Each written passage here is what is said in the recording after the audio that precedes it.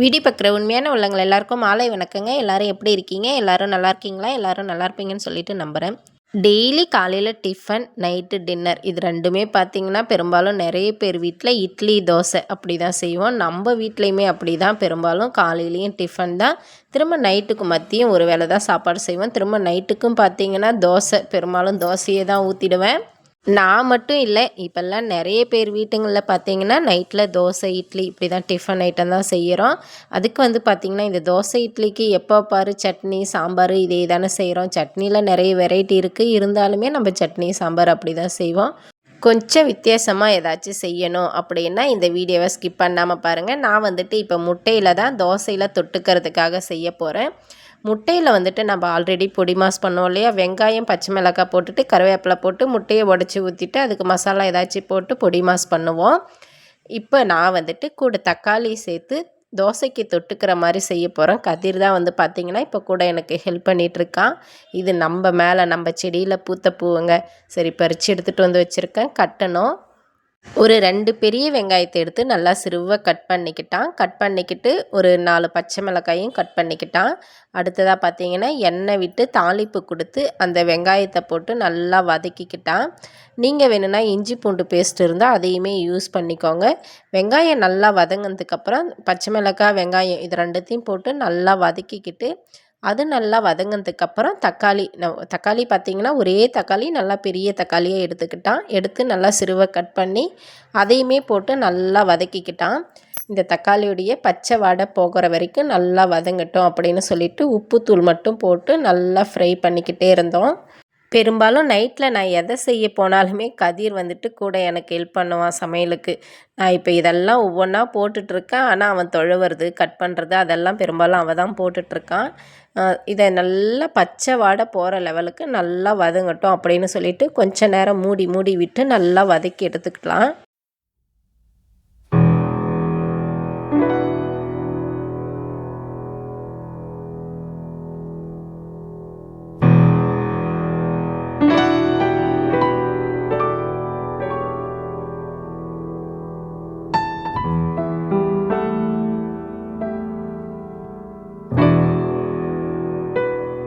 பாருங்கள், இப்போ இந்த லெவலுக்கு நல்லா வதங்கினதுக்கப்புறம் அந்த தக்காளியோடைய பச்சை வாடெல்லாம் போகிற லெவலுக்கு நல்லா வதங்கினதுக்கப்புறம் காரப்பொடி போடுறோம். நாங்கள் இப்போ மசாலா பொடி தான் போட்டிருக்கோம். வீட்டில் போடுற நம்ம சாம்பாருக்கு போடுறோம் இல்லையா, அந்த காரப்பொடி தான் போட்டிருக்கோம்.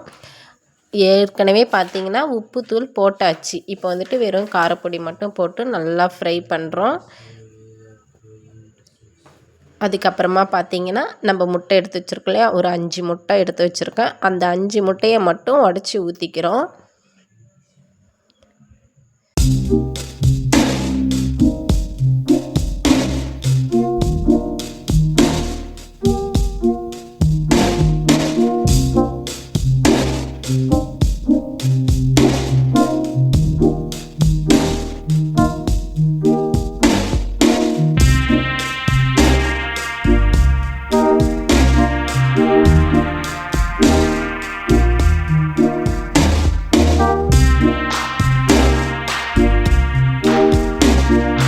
முட்டையை நல்லா உடச்சி ஊற்றி நல்லா கலரிட்டே இருக்கணும்.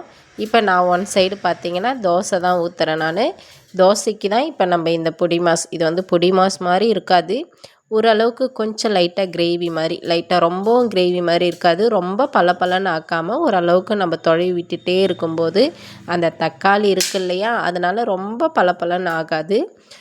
கொஞ்சம் ஒரு மாதிரி கொஞ்சம் பிசு பிசுப்பாக இருக்கிற மாதிரி இருக்கும். அதை தோசைக்கு தொட்டு சாப்பிடும்போது அவ்வளோ ஒரு டேஸ்ட்டாக இருக்குங்க. இந்த மாதிரி நல்லா கொஞ்சம் நேரம் விட்டு ஃப்ரை பண்ணிகிட்டே இருங்க.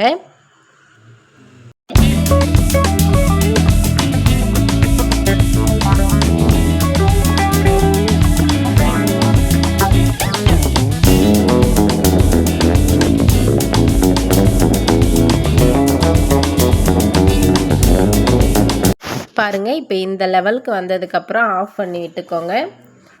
இப்போ நம்ம தோசைக்கு இது தொட்டு சாப்பிடும்போது அவ்வளோ ஒரு டேஸ்ட்டாக இருக்குங்க. மேலே தேவையான கொத்தமல்லி தழை, புதினா தழை ரெண்டுமே லைட்டாக பொடியாக நல்லா சிறுக கட் பண்ணி தூவி விட்டுக்கிட்டோம்.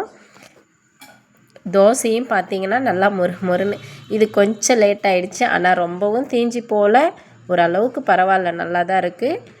கொஞ்சம் திருப்புறதுக்கு பார்த்திங்கன்னா கொஞ்சம் லேட் ஆகிடுச்சி. கலர் லைட்டாக மாறி இருக்குது. ஆனால் சாப்பிட்றதுக்கு ரொம்பவே டேஸ்ட்டாக இருந்தது.